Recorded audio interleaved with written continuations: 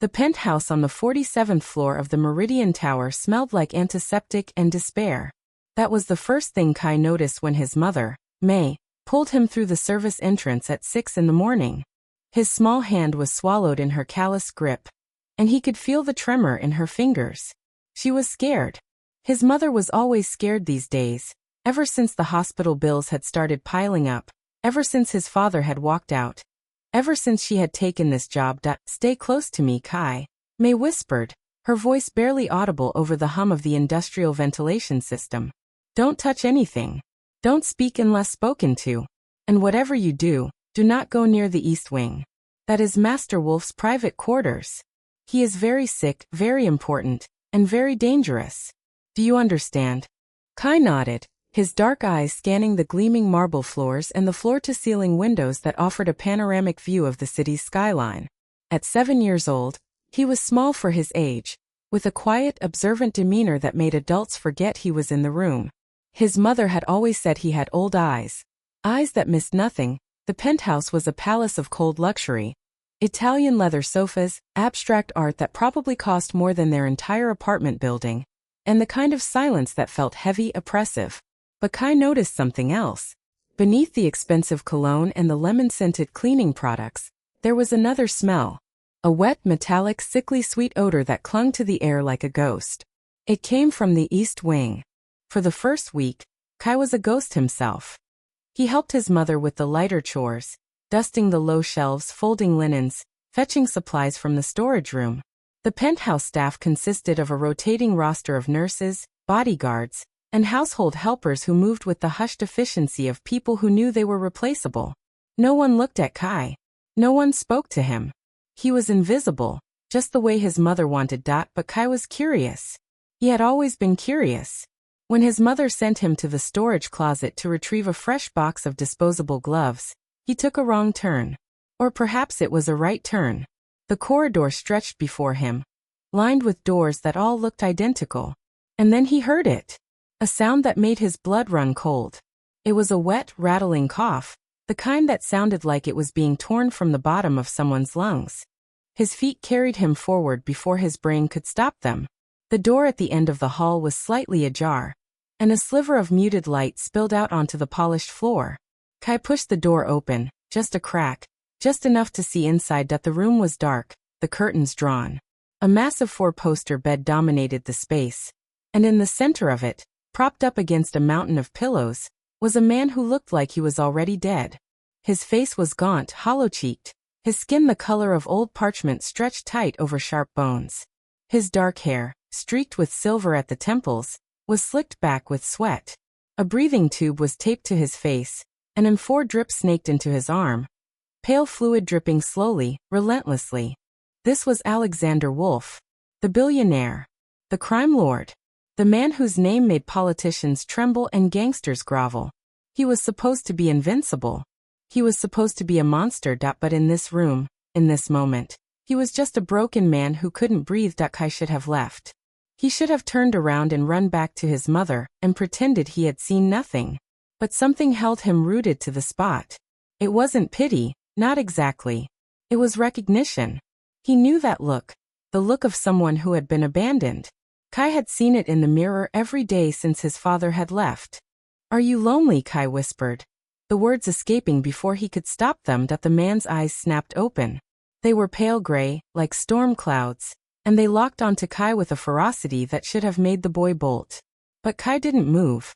He stared back, his small face calm and unreadable. The man's cracked lips parted, and a rasping sound emerged. It took Kai a moment to realize he was trying to laugh. "Hey, child." The words came out like gravel being dragged across broken glass. "Get out." "You need water," Kai said, ignoring the command. He walked into the room, his bare feet silent on the thick carpet. He spotted a pitcher on the nightstand, condensation beating on the glass. The man's eyes tracked him, wary and predatory, but he was too weak to do anything. Kai poured a glass of water and held it out. "You can't drink it like that. You have to use a straw." He found a straw on the tray beside the bed, dropped it into the glass, and held it to the man's lips. "Small sips. My mother said small sips are better for sick people." For a long moment nothing happened. The man just stared at him, his eyes searching Kai's face for something. Fear perhaps. Or greed. But there was nothing.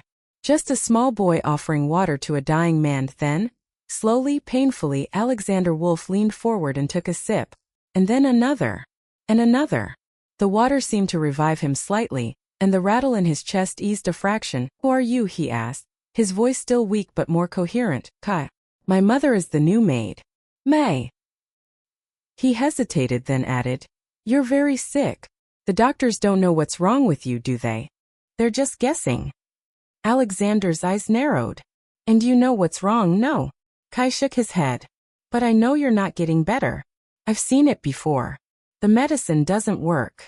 You're not taking it properly. You're too proud to let them help you. The man made a sound, a dry, rattling thing that might have been a laugh or might have been a cough. Proud. Yes. I suppose that's what they call it. He closed his eyes, exhaustion pulling him under. Go, child. Before someone finds you here. Kai didn't go. Instead, he pulled a small chair from the corner of the room, dragged it to the side of the bed, and sat down. I'll wait until you fall asleep. Then I'll go. My mother says I'm very good at being quiet. For the next hour, Kai sat in the darkness, listening to the sound of Alexander Wolf's labored breathing. He noticed things. The way the man's fingers twitched in his sleep, curling into fists as if fighting an invisible enemy.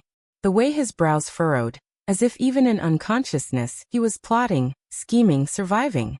He noticed the faint scars on the man's arms, old knife wounds, bullet wounds.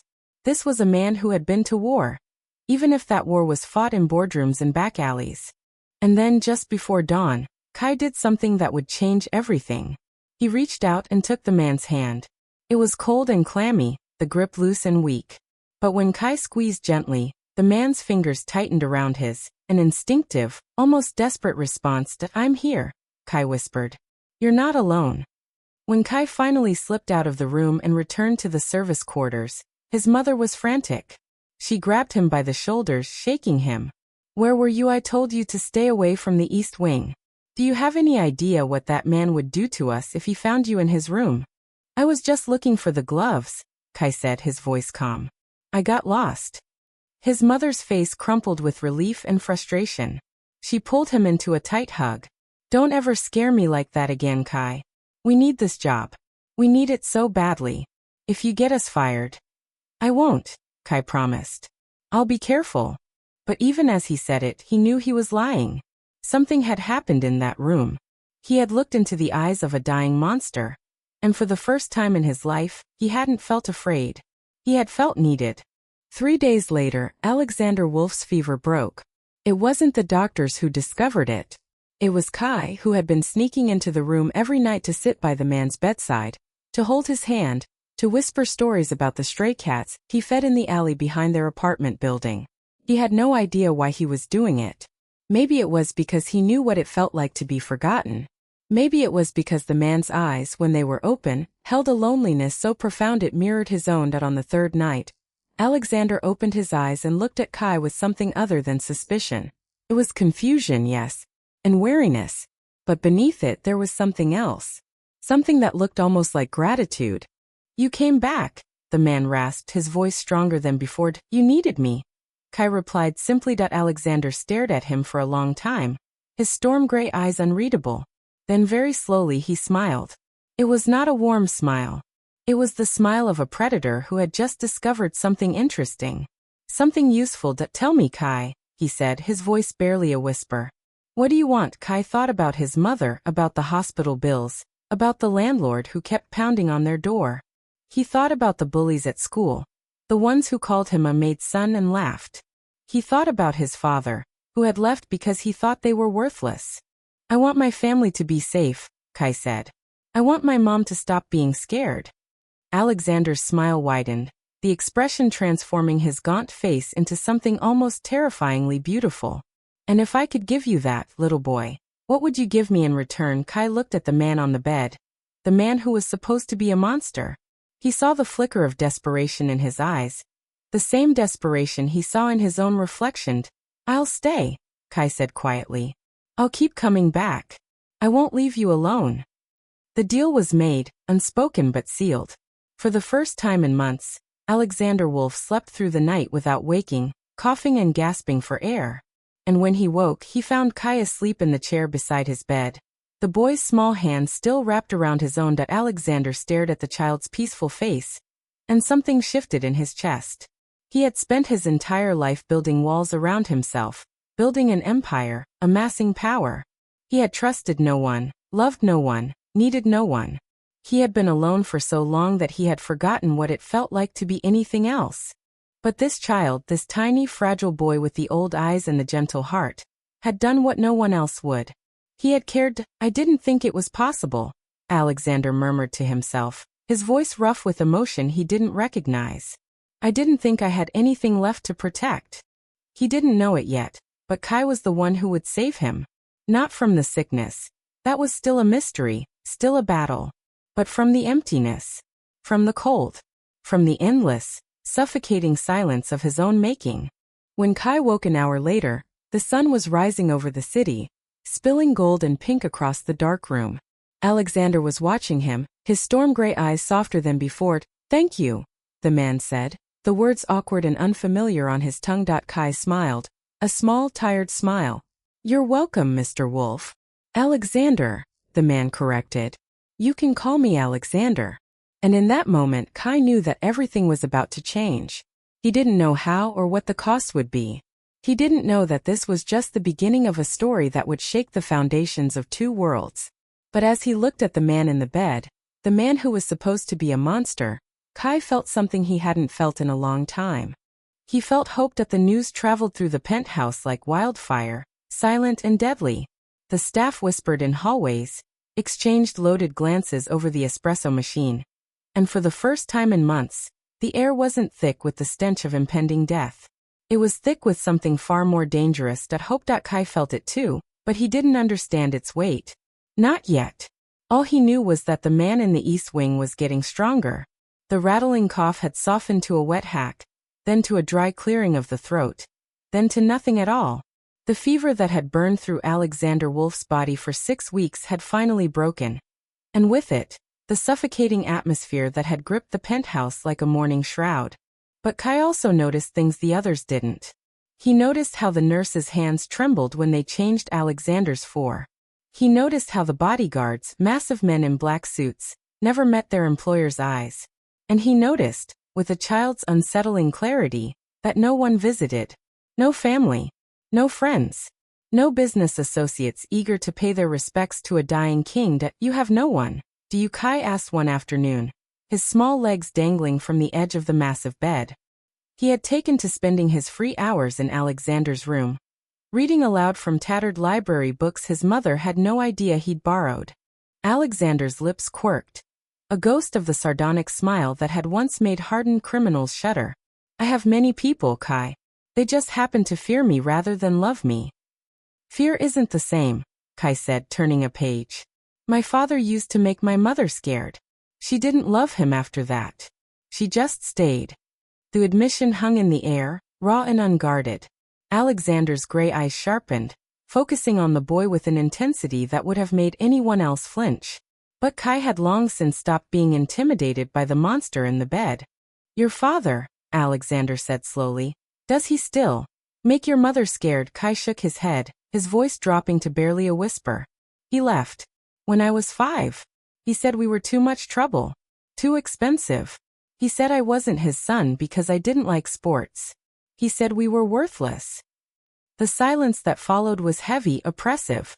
Alexander stared at the boy, and for the first time in decades, something unfamiliar stirred in his chest. It wasn't pity. Alexander Wolf didn't do pity. It was something rawer. Something that felt like recognition. He was wrong, Alexander said, his voice low and rough. He was a fool. And if he ever shows his face again, I will make him regret the day he walked away from you. Kai looked up, his dark eyes unblinking. Why would you do that? You don't even know me. Alexander didn't answer immediately. He turned his gaze to the window, to the city sprawled beneath them. A kingdom of glass and steel he had built with blood and ruthlessness. Because you did something no one else would do, he said finally. You sat with a dying man when everyone else was waiting for him to die. You held his hand. You gave him water. You told him he wasn't alone. He paused, his jaw tightening. Do you know how rare that is, Kai? To find someone who stays, Kai shrugged, looking uncomfortable. It wasn't a big deal. It was the biggest deal, Alexander corrected, his tone brooking no argument. And I don't forget debts. For the next week, Alexander's recovery accelerated at a pace that baffled his medical team. He was sitting up now, eating solid food, and even managing a few slow laps around his room with a walker. His doctors were cautiously optimistic, but Kai noticed something they didn't. Alexander wasn't just healing. He was planning. The first sign came when a new visitor arrived at the penthouse, a wiry man in his 50s with silver wire-rimmed glasses and the kind of nervous energy that came from knowing too many secrets. Dr. Elias Voss was not a physician. He was a biochemist, and he had been summoned from a private lab in Geneva with the kind of urgency reserved for matters of life and death. Kai was in the hallway when they passed, hidden behind a potted fern that had probably cost more than his mother's monthly salary. He heard Dr. Voss's voice, clipped and anxious. Mr. Wolf, I've reviewed your charts. The initial tests were alarming. But this sudden improvement defies all medical logic. Are you certain you haven't been taking something outside your prescribed regimen? Certain, Alexander's voice rumbled from inside the room. But I have a theory, Voss. And I need you to confirm it. The door clicked shut, and Kai slipped away, his mind racing. He didn't fully understand what he'd heard, but he knew the word theory. It meant Alexander suspected something. It meant the sickness might not have been an accident. That evening, Kai's mother called him to dinner in the staff quarters, a small, utilitarian room that felt like a prison compared to the opulence upstairs. She had been jumpier than usual, her eyes darting to the door every time someone walked past. Kai, she said, her voice strained. We need to talk about Mr. Wolf. Kai looked up from his plate of plain rice and vegetables. What about him? I heard things today, she said, lowering her voice. The other staff members are talking. They say Mr. Wolf was poisoned. Not just sick, poisoned. By someone close to him. Someone who wanted him dead. She reached across the table, grasping his hand. This isn't a safe place, Kai. These people aren't like us. They don't follow the rules. If Mr. Wolf dies, or if whoever poisoned him discovers he's getting better, they won't hesitate to hurt anyone who gets in their way. I'm not in anyone's way, Kai said calmly. I'm just a maid's son. No one cares about me. His mother's face crumpled. Ikare. You're all I have, Kai. If anything happened to you, I don't think I could survive it. Kai squeezed her hand, his small fingers surprisingly strong. Nothing's going to happen to me, Mom. I promise. But even as he said it, he knew he couldn't keep that promise. The web around Alexander Wolf was tightening, and Kai was no longer invisible. The enemy, whoever they were, would notice the changes. They would notice the boy who sat by the dying man's bedside. They would notice the small hand that held a monster's hand in the dark. 2 nights later, Kai's suspicions were confirmed. He was in the East Wing again, reading from his library book, a worn copy of The Little Prince that his mother had read to him when he was younger. Alexander was sleeping, his breathing deep and steady for the first time in months. And then Kai heard it. A soft click. The sound of a door opening, so quiet it would have been inaudible to anyone who wasn't listening. Kai froze, his heart hammering. He slid off the chair, pressing himself against the wall, his small body hidden in the shadows. The door to the bedroom opened a crack, and a figure slipped inside. It was one of the nurses. A woman Kai had seen before, with sharp, angular features and hands that never stopped moving. Her name was Carla, and she was supposed to be on the night shift. Carla moved to the fore stand, her movements practiced and precise. She was holding a small syringe, its contents clear and innocuous. But Kai knew, with the instinct of a child who had learned to read adults before he could read words, that something was wrong. She wasn't here to help. I don't think you should do that, Kai said, his voice small but steady. Carla whirled around, her eyes wide with shock. She hadn't expected anyone to be awake. She hadn't expected a child to be in the room. What are you doing here? She hissed. Get out. Now. Kai didn't move. You're going to put something in his fore. Something that will make him sick again. Aren't you? Carla's face contorted.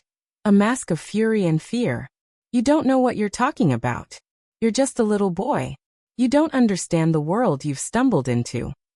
I understand that you're trying to hurt him, Kai said, his voice trembling just a little. And I won't let you.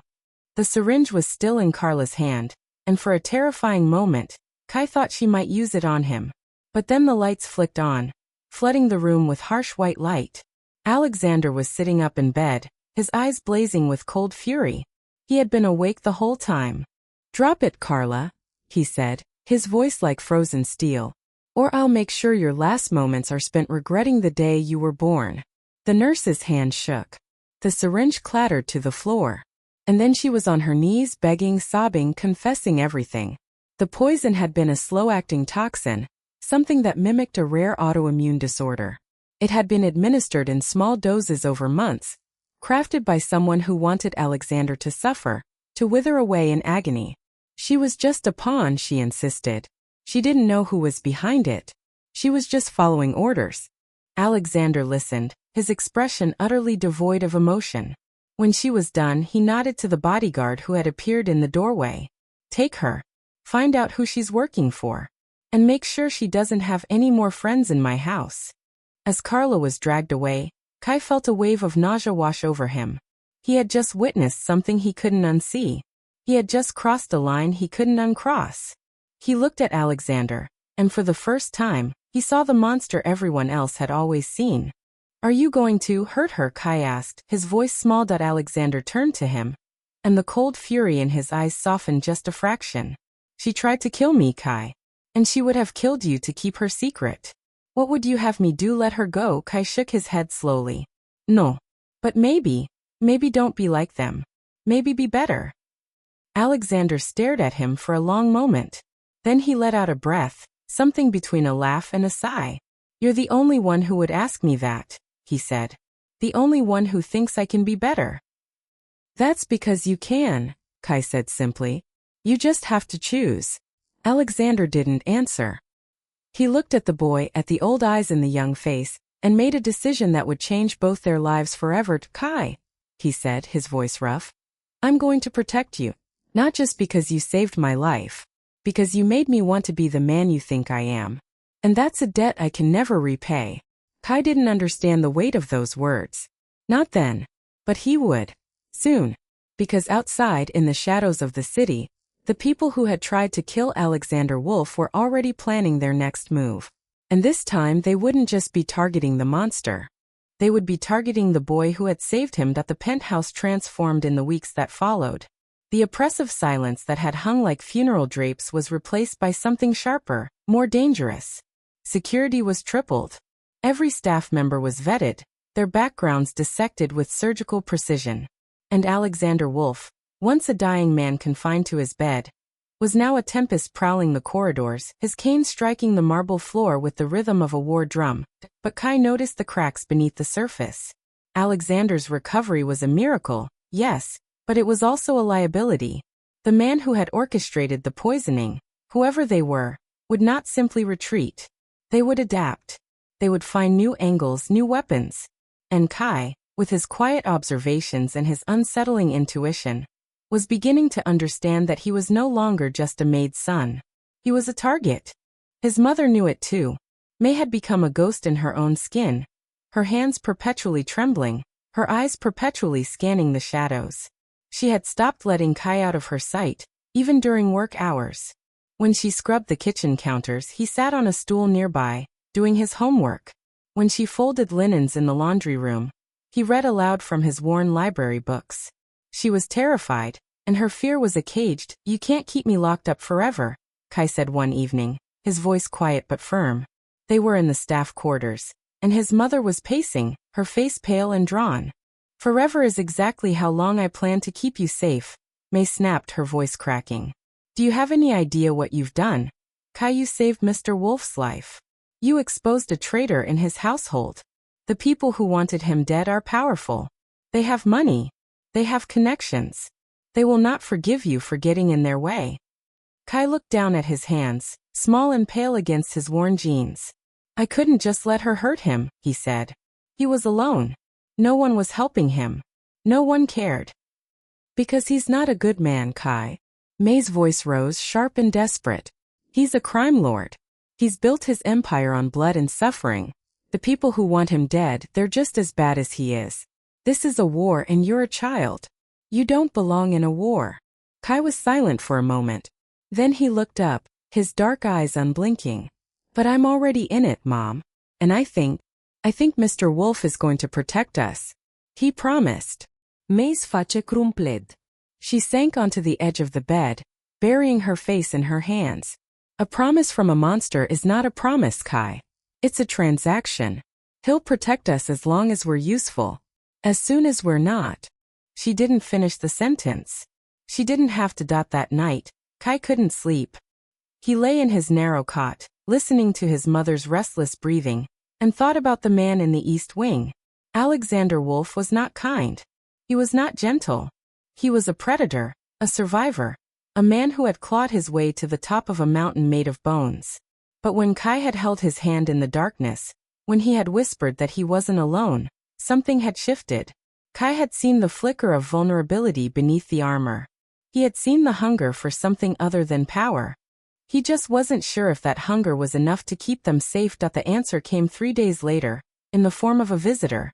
His name was Damien Cross, and he was Alexander's second-in-command, a lean, sharp-featured man with eyes the color of polished obsidian.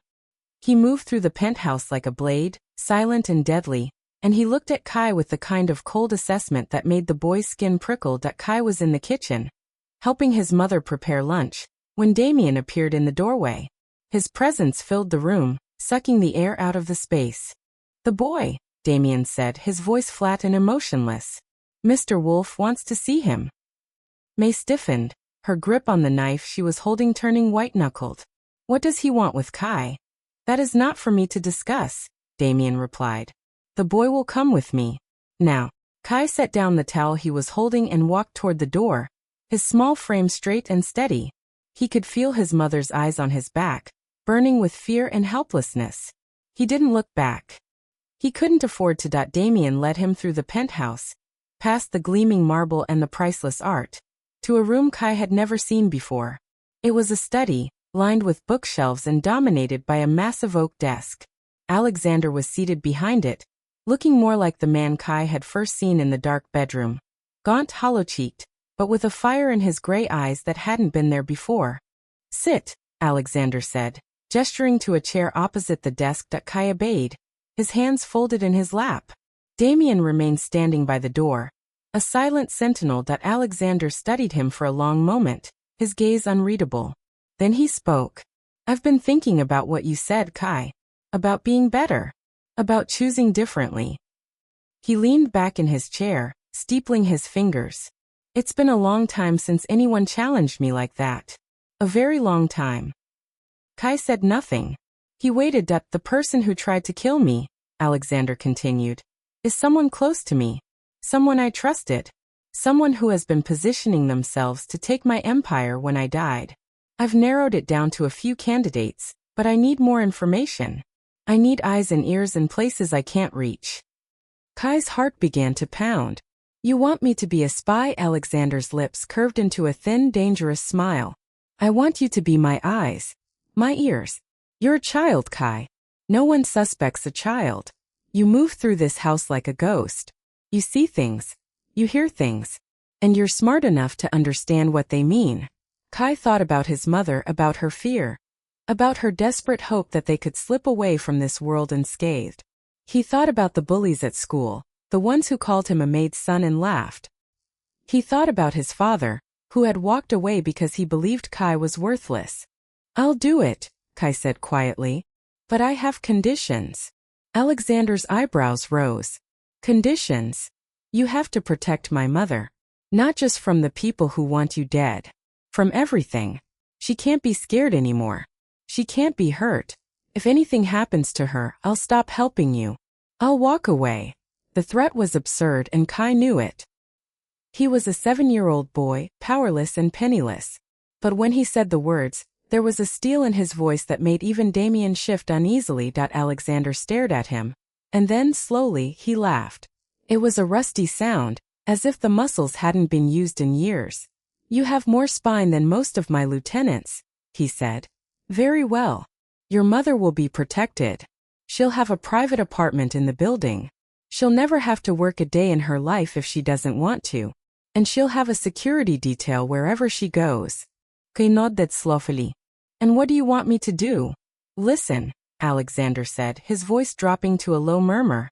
Pay attention to the people who come and go. The ones who ask questions. The ones who seem too interested in my health. The ones who don't look surprised when I get better. He slid a small device across the desk, a pen sleek and nondescript. This is a recorder. It's voice activated. Keep it with you at all times. Kai picked up the pen, turning it over in his fingers. It looked ordinary, innocent. But he knew it was a weapon. Just like him. For the next week, Kai became a shadow. He slipped through the penthouse quiet and unnoticed, his eyes and ears open. He heard things. He saw things. He watched the way the new head nurse, a woman named Dr. Lillian Ford, lingered too long outside Alexander's study. He noticed the way one of the bodyguards, a hulking man named Marcus, made phone calls in hushed tones in the service stairwell. He observed the way Alexander's chief financial officer, a nervous little man named Harold, flinched whenever he was summoned to the penthouse. And he recorded it all. The turning point came on a Thursday evening. Kai was in the library, a book open on his lap, when he heard footsteps in the hallway. It was Dr. Lillian Ford, moving with the brisk, purposeful stride of a woman who had somewhere to be. Kai followed her, keeping to the shadows, his small feet silent on the marble floor as she met Marcus in the service stairwell. Their voices were low, but Kai pressed himself against the wall and listened. The poison wasn't enough, Marcus was saying, his voice tight with frustration. He's getting stronger. The boy is the reason. He's been keeping vigil, making sure no one gets close. If we want to finish the job, we have to neutralize the child. Dr. Ford's voice was cold, clinical. The child is a complication. But he's also an opportunity. If something were to happen to him, Mr. Wolf would be distracted. Grief makes people careless. We can use that. Kai's blood ran cold. They were talking about him. They were planning to hurt him to get to Alexander. He slipped away, his heart pounding, and ran to the east wing. Alexander was in his study, reviewing documents with Damien. Kai burst through the door, gasping at the nurse and the bodyguard. He said, his voice trembling but clear. They're working together. They're going to try again. And they said they would hurt me to get to you. Alexander's expression didn't change, but something in his eyes flickered, a flash of cold fury.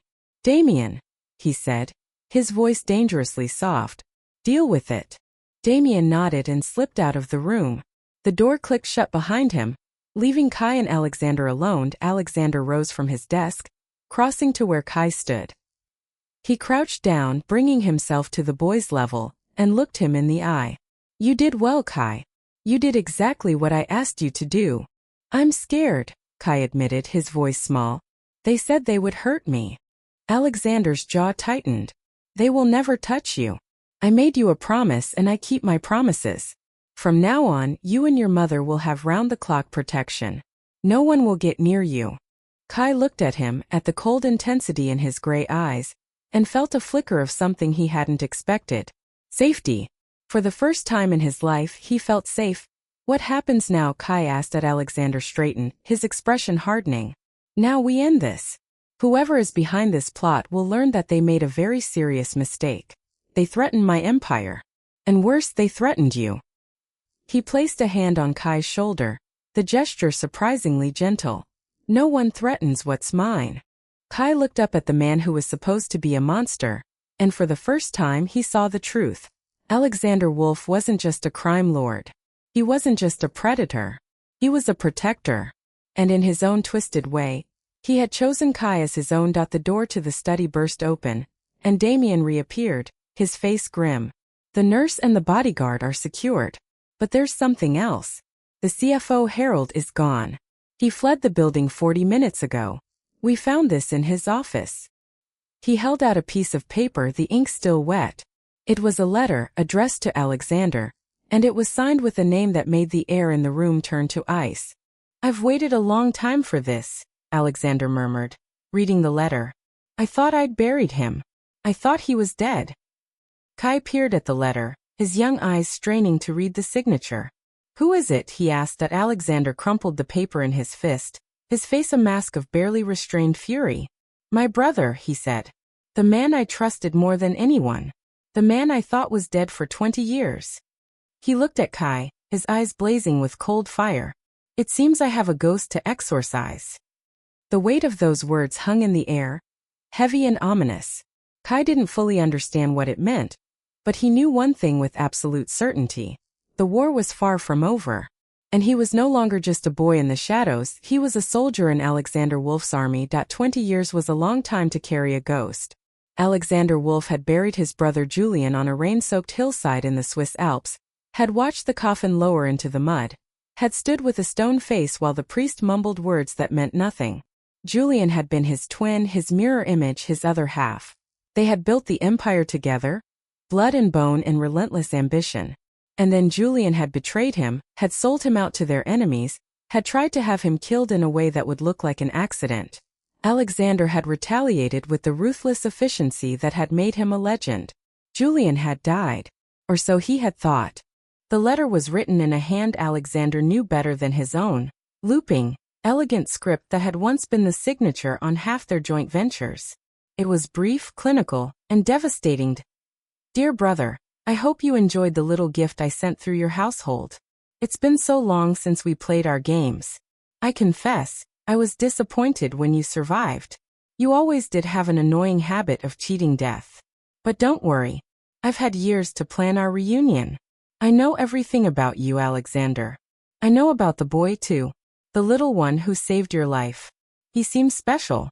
I can't wait to meet him. See you soon. Julian." The words burned in Alexander's hand. He read them 3 times, each pass driving the fury deeper into his bones. Julian was alive.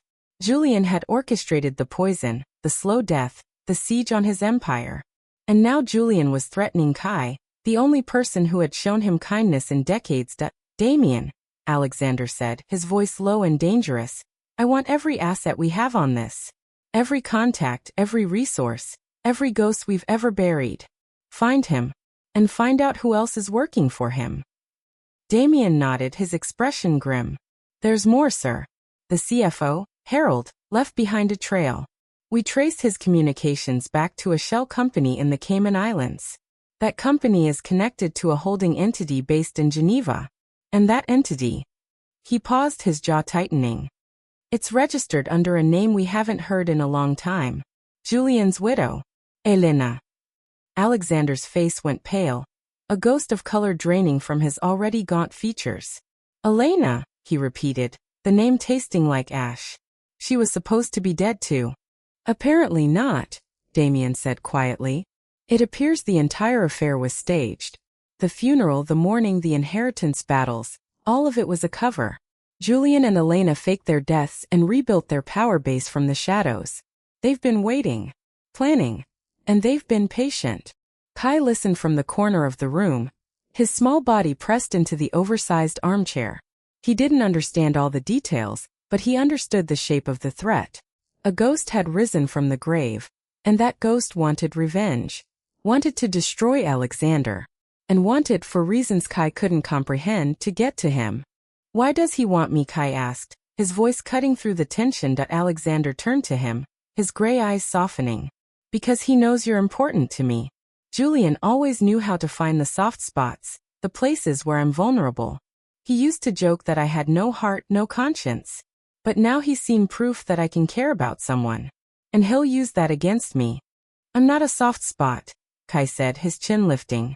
"I'm not weak." Alexander's lips twitched into a smile that didn't reach his eyes. "No," he agreed. "You're not. But Julian doesn't know that. He thinks you're just a child, a convenient pawn. He doesn't understand what you're capable of." Kai thought about the recorder pen in his pocket, about the secrets he'd uncovered, about the calm he'd maintained in the face of danger. He was small, yes, but he wasn't helpless. And he was tired of being treated like prey. "Then let's show him," Kai said. "Let's make him underestimate me. Use me as bait. I'll do it." The room went silent. Alexander stared at him, his expression unreadable. Damien shifted uneasily. his hand instinctively moving to his holster. Even the shadows seemed to hold their breath. "No," Alexander said finally, his voice flat. "Absolutely not." "Why not?" Kai demanded, rising from the chair. "You said you wanted me to be your eyes and ears. You said I was good at this. If Julian thinks I'm just a helpless kid, he'll slip up.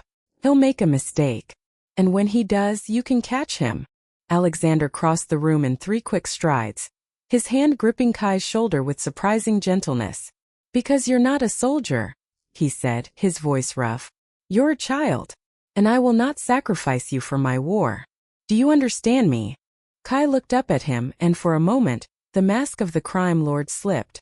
Beneath the cold exterior, beneath the fury and the vengeance, there was something else. Fear. Alexander Wolf was afraid. Not for himself. He had long since made peace with death. He was afraid for Kai. "Then what do we do?" Kai asked. His voice smalled as Alexander released his shoulder, stepping back. "We wait. We prepare. And when Julian makes his move, we'll be ready." He turned to Damien. "I want the penthouse locked down. No one in or out without my express authorization. And I want round-the-clock protection for Kai and his mother. If anything happens to them, I'll hold you personally responsible." Damien nodded and left, his footsteps echoing down the hall. The room fell into silence again, thick and heavy. Kai's mother was already waiting for him when he returned to the staff quarters. Her face was pale, her hands trembling. She had heard the news, heard about the threats, heard about the ghost from the past. And she was terrified. "Kai," she said, pulling him into a tight hug. "We have to leave.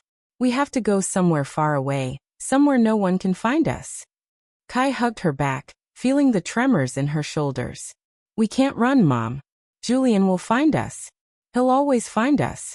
The only way to be safe is to stay here, with Mr. Wolf. He'll protect us." May pulled back, her eyes wet with tears. "You trust him, a man who's made his fortune on blood and crime. You trust him to keep us safe." Kai looked at his mother, and for the first time he saw her clearly. She was broken, worn down by years of struggle and fear. She had given everything to keep him safe, and now she had nothing left. But he had something she didn't. He had hoped at. "Yes," he said quietly. "I trust him. Because he's not just a monster. He's a man. And men can change." May stared at him, her expression flickering between disbelief and something that might have been pride. "You're so young," she whispered. "And yet you see more than I ever have." Kai took her hand. "It's going to be okay, Mom. I promise." But the promise felt fragile, hollow. Because outside the safety of the penthouse, a ghost was gathering his forces. And he was coming for them all. The attack came 3 nights later, swift and brutal. Kai was asleep in his new room. A small but comfortable space adjacent to Alexander's private quarters, when the alarm shattered the silence. Red lights strobed through the hallway, and the sound of shouting echoed off the marble walls. Kai bolted upright, his heart pounding.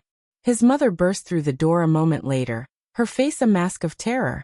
"Kai, come with me now," she screamed, grabbing his arm. But Kai didn't move. He was listening. Past the chaos, past the shouting, he could hear something else. Footsteps. Steady. Measured. Coming closer. "Mom, hide," he said, his voice eerily calm. "In the closet. Don't come out until I tell you." "What? No, Kai, I'm not leaving you. Please, Mom. Trust me." She hesitated, and then seeing the steel in his eyes, she obeyed. She slipped into the closet, pulling the door shut behind her. Kai stood in the center of the room, his fists clenched, his eyes fixed on the door. It opened slowly, silently. A figure stepped through, tall and lean, wearing a black tactical suit. His face was hidden behind a mask, but his eyes, gray, storm cloud gray, identical to Alexander's, were visible. They locked onto Kai with predatory intensity. Well, the man said, his voice muffled but unmistakably smooth, cultured. "The little hero. I must say, you're smaller than I expected. But then again, Alexander always did have a soft spot for strays." Kai didn't flinch. "You're Julian, aren't you?" The man laughed, a cold, brittle sound. "Sharp too. I can see why my brother likes you. But you're not his family. Not really. And family in the end is all that matters." "You betrayed him," Kai said, his voice steady. You tried to kill him. That's not what family does. Julian's eyes narrowed. You have no idea what you're talking about, boy. The things Alexander has done, the things he's taken from me, you can't even comprehend it. I don't care, Kai replied. All I know is that he's better than you. He protects people. He cares. You're just a jealous ghost who can't let go of the past. Julian moved faster than Kai could react. His hand shot out, grabbing Kai by the collar and lifting him off his feet. Kai dangled in the air, his legs kicking uselessly, but he didn't cry out. He stared into Julian's eyes, refusing to show fear. You have spirit, Julian said, almost admiringly. I'll give you that. But spirit won't save you. And once I'm done with you, I'll make sure Alexander watches. He needs to understand what it feels like to lose everything. A gunshot rang out, sharp and deafening. Julian jerked, his grip loosening for just a fraction of a second. Kai dropped to the floor gasping, just as Alexander burst through the door, his weapon raised, his face a mask of cold fury. Let him go, Julian, Alexander said, his voice like ice. This ends now. Julian laughed, even as blood bloomed across his shoulder. Still protecting the boy. Brother, how sentimental. I thought you'd learned your lesson about caring. It makes you weak. It makes you vulnerable. I've been called worse, Alexander said, advancing slowly. And I've killed men for less than what you've done. You tried to take my empire. You tried to take my life. But the one thing I will never forgive is you threatening this child. Julian's eyes flickered, something dark and dangerous passing across his face. This isn't over, he said, stepping back toward the window. I've waited 20 years. I can wait a little longer. But know this, Alexander. I will destroy you. And when I do, I'll make sure you watch the people you love die first. He crashed through the glass, disappearing into the night. Alexander rushed to the window, but Julian was already gone, swallowed by the darkness. That Kai stood in the center of the room, his small body trembling. Alexander turned to him, his expression softening. Are you all right? Kai nodded, but his voice was shaky. He got away. He'll get away again, Alexander said, his voice grim. But next time, I'll be ready. And so will you. Kai looked at the man who had saved him, the man who had shown him that monsters could be protectors. And he knew that this was only the beginning. The ghost was still out there, gathering his strength. But Kai wasn't afraid. Because he had something Julian didn't. That he had a family. That the penthouse was quiet now, the kind of stillness that followed a storm. The broken window in Kai's room had been replaced, the shattered glass swept away, the bloodstains scrubbed from the marble floor. But the memory of Julian's attack lingered, a shadow that refused to fade. Kai found himself waking in the middle of the night, listening for footsteps, his small hand gripping the edge of his blanket. He didn't cry. He had stopped crying a long time ago. But he lay awake, staring at the ceiling, and wondered if the fear would ever go away. Alexander found him there one night, sitting in the dark, his knees drawn to his chest. The old man moved silently, his cane barely making a sound on the carpet. He lowered himself into the chair beside Kai's bed, his gray eyes reflecting the faint glow of the city lights outside. You can't sleep either, Kai said, his voice a whispered. No, Alexander admitted. I don't sleep much anymore. Too many ghosts. Kai turned to look at him. Do you think Julian will come back? Alexander was quiet for a long moment. Then he said, yes, he'll come back. He's too proud, too angry to let this go. But when he does, I'll be ready. And so will you. Kai nodded slowly. He wanted to believe the words. He wanted to believe that they could be safe, that Julian's reign of terror would end. But deep down he knew the truth. The only way to end this was to stop Julian for good. And that meant facing the ghost head-on. The plan came together over the following weeks. Alexander's network of contacts, once scattered and weakened by the poison, was rebuilt with ruthless efficiency. Damien coordinated the efforts, his sharp eyes missing nothing. And Kai, despite Alexander's protests, insisted on being involved. Julian wants me, Kai said, his voice firm. He wants to use me to hurt you. If I'm not there, he won't take the bait. You need me. Alexander stared at him, his jaw tight. You're 7 years old, Kai. You shouldn't have to make decisions like this. I'm not making a decision, Kai replied. I'm doing what's right. He threatened my mother. He threatened you. And he's not going to stop until someone stops him. The argument raged for days, but in the end Alexander relented. He couldn't deny the logic, and he couldn't deny the steel in Kai's eyes. The boy was no longer just a pawn in someone else's game. He was a player. The trap was set in the old Wolf estate, a crumbling mansion in the countryside that had been abandoned years ago. It was where Julian had spent his childhood, where he and Alexander had plotted their rise to power. It was also where Julian had staged his death, and where he would return to claim his revenge. Alexander staked the place with his best men, their positions concealed in the overgrown gardens and the shadowed hallways. And at the center of it all, Kai sat in the grand foyer, his small figure dwarfed by the massive staircase behind him. He was alone. That was the plan. Julian would come for him, and when he did, Alexander would be waiting. The hours crawled by, each minute stretching into an eternity. Kai listened to the creak of the old house, the sigh of the wind through the broken windows.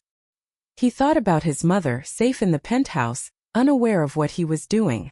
He thought about Alexander, the man who had started as a monster and had become something more. And he thought about his father, the man who had abandoned him, who had called him worthless. I'm not worthless, Kai whispered to himself. I'm not. The doors burst open and Julian strode in, his face a mask of cold triumph. He was flanked by two armed men, their weapons trained on the boy. Julian's eyes swept the room, searching for threats, but he found none.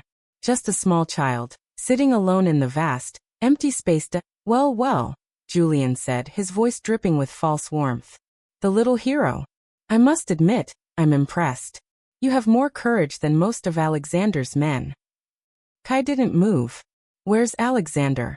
He asked, his voice steady. Julian laughed. My brother, he's probably cowering somewhere, too afraid to face me.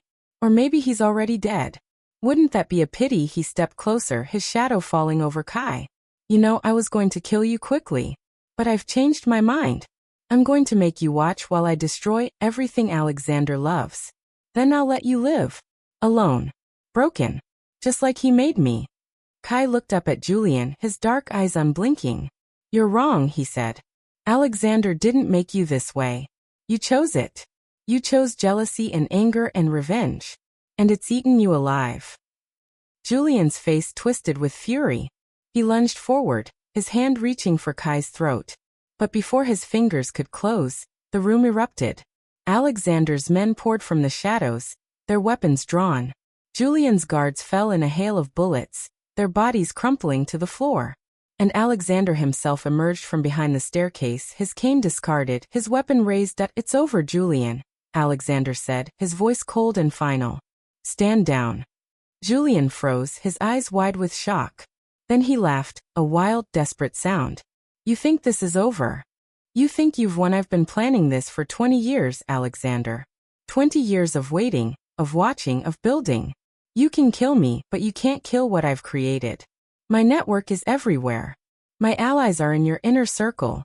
Even now they're moving against you. Alexander's face remained impassive. Your network is gone, Julian. Damien dismantled it while you were distracted. Your allies have been arrested or turned. You're alone. The words hit Julian like a physical blow. His face went pale, his confidence crumbling. No, he whispered. That's not possible. You can't. I can, Alexander said, stepping closer. And I did. But this isn't about the Empire, Julian. This isn't about power or revenge. This is about the boy. You threatened him. You threatened an innocent child. And that, brother, is a line you should never have crossed. Julian's eyes darted to Kai, and for a moment, something flickered in their depths. Regret, fear, it was impossible to tell. The boy, he said, his voice hollow. He's not even your blood. Why do you care so much about him? Alexander looked at Kai, his expression softening. Because he showed me what I'd forgotten, he said quietly. That it's possible to be more than the sum of my crimes. That it's possible to protect something. To care about something. He gave me a reason to want to be better. Julian laughed, a broken, bitter sound. You've gone soft, Alexander. The great Alexander Wolf, brought low by a child. Maybe, Alexander replied. But I'd rather be soft and alive than hard and dead. The gunshot was deafening, echoing off the high ceilings. Julian crumpled to the floor, a single bullet hole in his chest. He looked up at Alexander, his eyes wide with shock, and then his gaze shifted to Kai. For a moment his lips moved, forming words that no one would ever hear. And then he was still. Kai stood in the center of the foyer, his small body trembling. Alexander crossed to him, kneeling down, his hands gripping Kai's shoulders. "It's over," Alexander said, his voice rough. "He's gone. You're safe." Kai looked at him, and for the first time, he let the tears fall. "He was your brother," he whispered. "And you killed him for me." Alexander's jaw tightened. "He was my brother once. But he stopped being family the moment he threatened you. Family isn't about blood, Kai. It's about choice.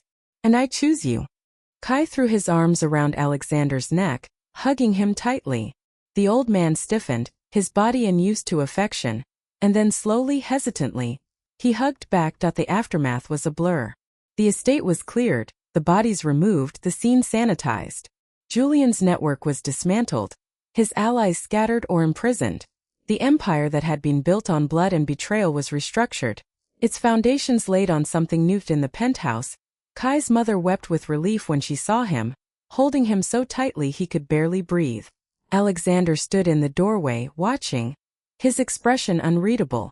Afterward, Kai found him in the study, staring out at the city. The old man's shoulders were hunched, his face lined with exhaustion. Kai crossed to him, his footsteps soft on the carpet. "You did the right thing," Kai said quietly. Alexander didn't turn around. "I killed my brother," he said, his voice hollow. "I buried him once, and now I've done it again. Do you think that makes me a good man?" Kai thought about the question for a long moment. He thought about the first night he'd entered this room, the dying man in the bed, the loneliness that had seeped from every pore. He thought about the promise he'd made, the one that had changed everything. "You're not a good man," Kai said finally. "But you're trying to be, and that matters." Alexander turned to him, his gray eyes glistening. "I don't deserve you," he said. "You know that, don't you?" Kai smiled, a small, tired smile. "Maybe not. But you have me anyway. And I'm not going anywhere." Alexander reached into his pocket and withdrew a small, tarnished key. It was old, worn, the metal pitted with age. He held it out to Kai. "This was the key to my grandfather's safe," he said. "He gave it to me when I was your age. He told me to keep it close, to remember where I came from. I've carried it for 30 years. He pressed it into Kai's palm. "Now it's yours." Kai looked at the key, feeling its weight. It was warm from Alexander's hand, heavy with meaning. "What does it open?" he asked. Alexander smiled. A genuine smile that softened the hard lines of his face. "Nothing you need to worry about right now. Just know that it's yours. Everything I have, everything I am, it's yours. Because you didn't just save my life, Kai. You gave it meaning."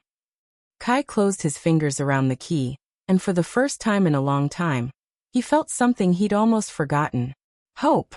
Not the fragile, flickering kind, but something solid, something real. "Thank you," he said, "for choosing me." Alexander put a hand on his shoulder, the gesture heavy with unspoken words. "No," he said. "Thank you for choosing me." Outside, the sun was rising over the city, spilling gold and pink across the sky. Kai looked at the key in his hand, at the man beside him, and thought about the journey that had brought them here. It had started with a glass of water and a whispered promise, a small act of kindness in a world that had forgotten how to care. And it had ended with something far more precious than revenge. It had ended with family.